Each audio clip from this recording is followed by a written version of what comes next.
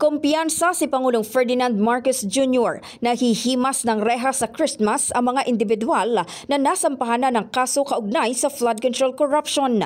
Sinabi ito ng Pangulo sa press conference sa Malacanang kaninang umaga kung saan iprenesenta niya ang mga naging development sa itinatakbo ng investigasyon 3 buwan matapos niya itong ibunyag sa kanyang SONA. Palagay ko, hindi palagay ko, alam ko, bago magpasko, marami dito sa napangalanan dito ay palagay ko matatapos na yung kaso nila, buo na yung kaso. Makukulong na sila. Wala silang Merry Christmas.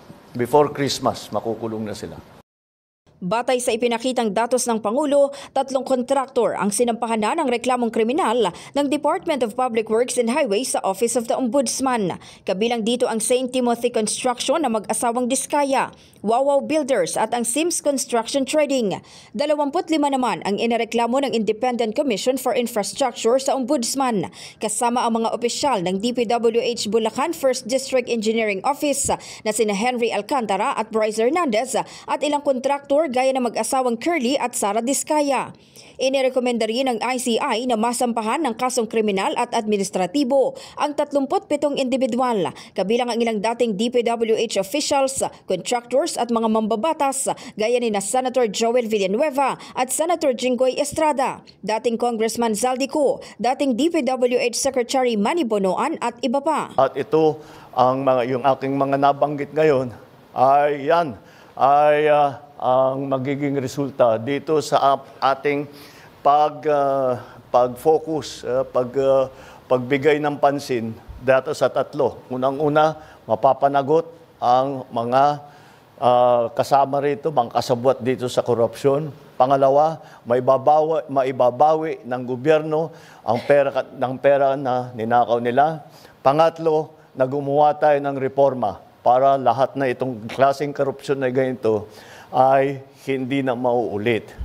Kaya't yung mga taong yan na kasabwat dyan, ito, mga walang hiyang ito, na nagnanakaw ng pera ng bayan, tapos na ang maliligaya ninyong araw. Hahabulin na namin kayo. Okay, that's it. Nagpaliwanag naman ang punong ehekutibo kung bakit hindi pa kasama sa inirekomendang kasuhan ang kanyang pinsan na si dating House Speaker Martin Romualdez. The only evidence that has been made against him is in the Senate. No, with the Speaker, no. Not as yet. Not as yet. If something else comes out, then he might have to be answerable for something. So, again, we don't file cases for optics. We file cases to put people in jail or to make people answer.